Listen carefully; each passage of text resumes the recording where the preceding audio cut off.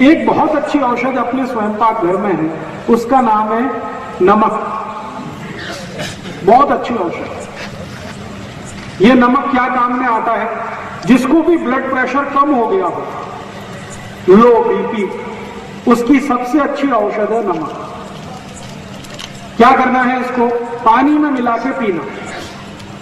जिनको भी low blood pressure की शिकायत है, उनको नमक पानी में मिला के पीना सबसे अच्छी औषध है। कितना नमक और कितना पानी? 1 गिलास पानी में आधा चम्मच नमक मिला सकते हैं या आधे चम्मच से थोड़ा कम। उतना अगर नियमित रूप से पिएंगे तो लो ब्लड प्रेशर की बीमारी बिल्कुल ठीक कर देता है।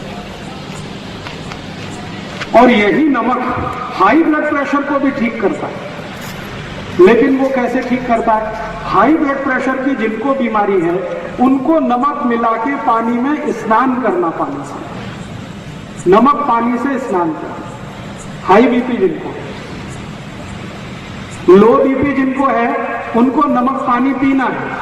हाई बीपी जिनको है, उनको नमक पानी से स्नान करना। 1 बाल्टी पानी में 100 ग्राम नमक मिला दीजिए, इस नमक पानी से स्नान करिए। स्नान करते समय पानी को कभी सिर पर मत डालिए, सिर को छोड़कर पूरे शरीर पर डालिए। और स्नान करने के बाद शरीर को 5-7 मिनट ऐसे ही छोड़ दीजिए, उसको पोंछने का नहीं। नमक लगा है तो लगा रहने दीजिए, कपड़े पहन लीजिए और कभी भी साबुन मत लगाइए। तो आपको हाई ब्लड प्रेशर 15 से 20 दिन में ही ठीक हो जाएगा। नमक पानी से स्नान करें। हाँ, बहुत अच्छा सवाल आपने पूछा। कौन सा नमक? सबसे अच्छा जो नमक आता है वो सेंधा नमक, सबसे अच्छा। दूसरे नंबर पे जो नमक आता है काला नमक, और तीसरे नंबर पे नमक आता है वो क्रिस्टल फॉर्म का नमक, पाउडर नहीं, वो जो छोटे छोटे डेले में आता है ना क्रिस्टल, वो नमक। ये जो पाउडर वाला नमक आजकल बाजार में आ रहा है आयोडीन युक्त, ये तो बहुत ही खतरनाक है। सरकार ये जबरदस्ती सबको खिला रही है। हमने इसके खिलाफ मुकदमा किया हुआ है भारत सरकार में। भारत सरकार के विरुद्ध हमने सुप्रीम कोर्ट में मुकदमा किया हुआ है। ये जो जबरदस्ती सबको आयोडीन युक्त नमक खिला रहे हैं ना, ये बहुत ही खराब है।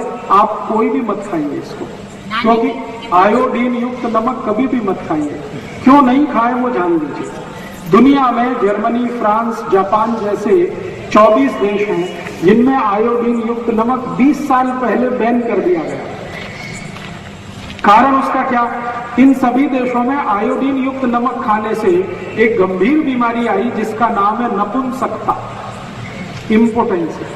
तो वहां के वैज्ञानिकों ने रिसर्च करके रिपोर्ट दिया कि इम्पोटेंसी का, नपुंसकता का सबसे बड़ा कारण है आयोडीन युक्त नमक। तो अमेरिका में, जर्मनी में, जापान में, सभी देशों में ये बैन कर दिया गया।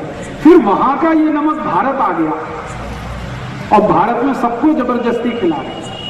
तो हमने मुकदमा किया है सरकार के खिलाफ। तो एक दिन क्या हुआ कि भारत सरकार का एक अधिकारी वो आया अदालत में, मुकदमा होता है ना तो आना पड़ता है।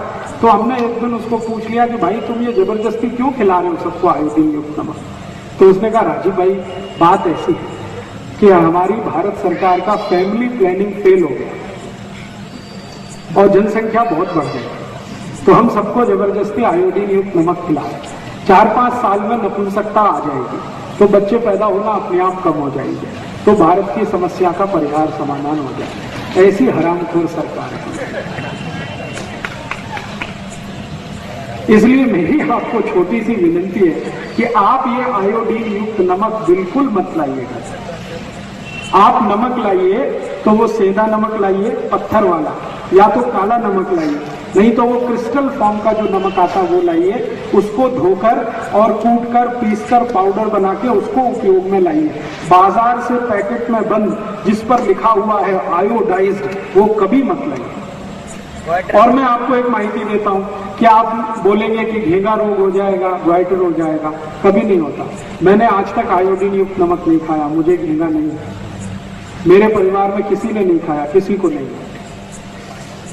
क्यों नहीं होता घेंगा? मैं आपको बताता हूं। आयोडीन की जरूरत जितनी हमारे शरीर को है उतनी आयोडीन सभी दालों में होती है। ये जो तूर की दाल है, मूंग की दाल है, मसूर की दाल है, उड़द की दाल है, सभी में आयोडीन है। हल्दी में भी है। हरे पत्ते की सभी सब्जियों में आयोडीन है। गाजर में आयोडीन है, मूली में आयोडीन है, बटाटा में आयोडीन है। जमीन के अंदर से जितनी सब्जियां निकलती है सभी में आयोडीन है। शेंगदाने में तो सबसे ज्यादा आयोडीन है। इसलिए जीवन में जो भी हम भोजन कर रहे हैं, ज्यादातर भोज्य पदार्थों में आयोडीन है। फिर बाहर से आयोडीन देने की कोई गरज और जरूरत नहीं है। ये जबरदस्ती सरकार ने अभियान चला रखा है और इस अभियान के पीछे दो उद्देश्य हैं।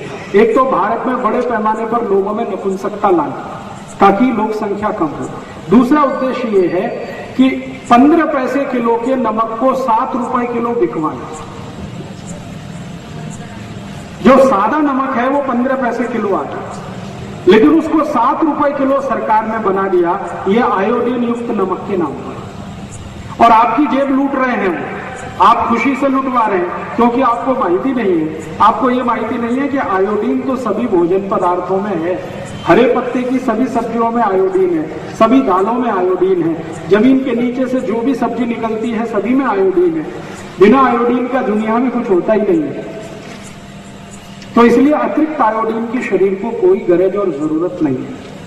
लेकिन अगर अतिरिक्त आयोडीन शरीर में आ जाए तो नपुंसकता आ जाती है, ये पक्का है। इसलिए आप अपने जीवन को सुरक्षित रखना चाहते हैं तो आयोडीन युक्त नमक बिल्कुल बंद कर दीजिए। सादा नमक लाइए, वही खिलाइए। तो नमक कौन सा खाएंगे कल से तय कर लीजिए। वो सेंधा नमक सब जगह मिलता है, थोड़ा महंगा आता है, वो ले आइए। और एक नमक आता है पाकिस्तानी नमक नाम से मिलता है, लाहौरी नमक के नाम से मिलता है, वो भी अच्छा है। नहीं तो वो क्रिस्टल फॉर्म का डेले वाला नमक वो सब गाँव में मिलता है, वो लाइए, उसी का उपयोग करें। आयुर्वेद में वाग्भट संहिता में एक सूत्र है हाई ब्लड प्रेशर के लिए और लो ब्लड प्रेशर के लिए संस्कृत में।